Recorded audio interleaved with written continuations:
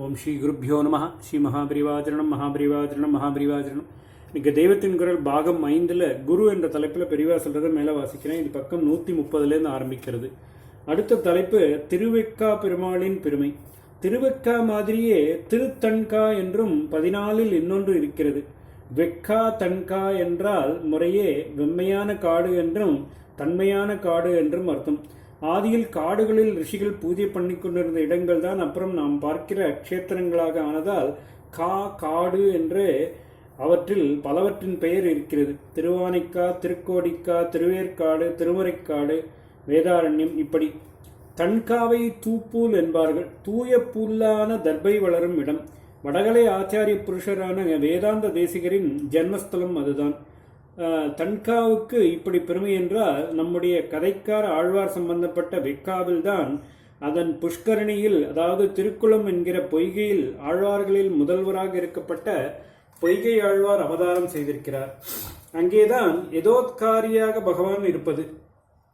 எதோத்தகாரி என்ற பெயர் ஏற்படுவதற்கு முந்தியே அவர் அங்கே புஜங்க சயன பெருமாளாக படுத்துக் கொண்டிருக்கிறார். வரதராஜா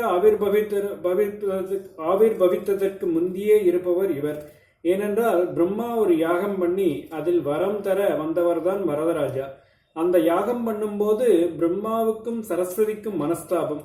அதனால் பிரம்மா சரஸ்வதியை ஒதுக்கிவிட்டு சாவித்ரி, காயத்ரி என்ற 2 பேரை யஜ்ஞ பக்திகளாக வைத்துக்கொண்டு யாகம் ஆரம்பித்தார். அப்பொழுது சரஸ்வதி ஒரே கோபமாக வேகவதி என்ற நதி ரூபம் எடுத்துக்கொண்டு வேகமாக வெள்ளம் அடித்துக்கொண்டு யாகசாலையை நோக்கி வந்தாள். அந்த சமயத்திலே இந்த புஜங்க சயன பெருமாள் தான் நதி வருகிற வழியில் குறுக்கே போய் படுத்துக்கொண்டு தடுத்தார்.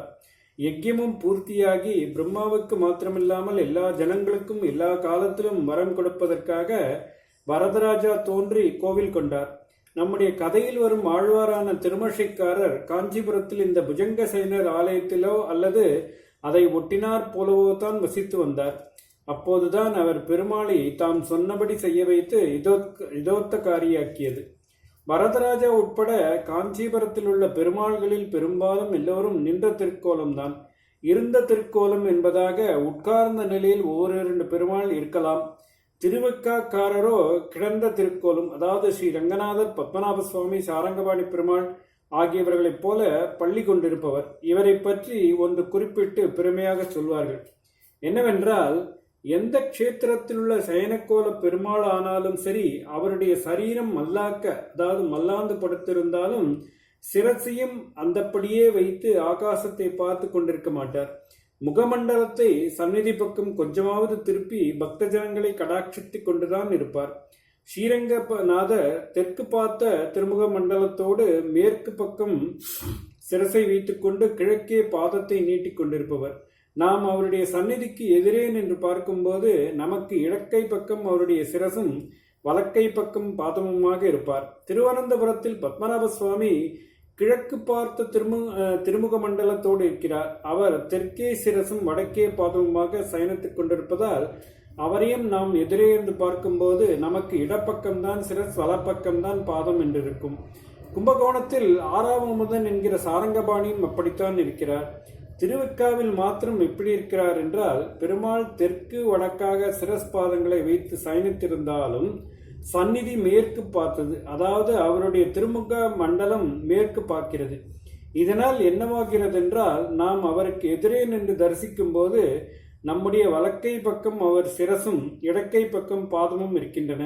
மேலே சொன்ன மற்ற சயனமூர்த்திகளின் வலது பார்ஷ்வம், அதாவது ரைட் சைடு நமக்கு கிட்டேயும், இடது பார்ஷ்வம் லெப்ட் சைடு திருமேனிக்கு மறுபக்கம் நமக்கு தள்ளி அந்தண்டையும் இருக்கும். சந்நிதி பக்கமாக நமக்கு கிட்டே இருக்கும் வலது கையை நன்றாக தூக்கி அவர் அபயம் காட்டுவதாக அந்த பெருமாள்களின் சிற்பம் அமைந்திருக்காது. சயன பீடத்தை ஒட்டினார் போலவே அந்த கை தலைப்பக்கமாக மடித்திருப்பதாகத்தான் மூர்த்தி பெரும்பாலும் அமைந்திருக்கும். அதாவது அந்த கையையே அவர் தலைக்கோஷரம், தலைக்கு உயரமான தலையினை மாதிரி வைத்துக் கொண்டிருக்கும் பாவனையில்தான் சிற்பம் இருக்கும். உள்ளங்கை விரித்து அவர் அபயமுத்திரை காட்டினாலும் கூட முழங்கைக்கு கீழே எடுப்பாக தூக்கி நன்றாக ஆசீர்வாதம் செய்கிறார் போல் இல்லாமல் பீடத்தின் மட்டத்தோடையே சேர்ந்தாற் போலத்தான் கை இருக்கும். கையை தூக்கினால் திருமேனியை கொஞ்சம் மறைக்கிறார் போல குறுக்கே நிற்கும்.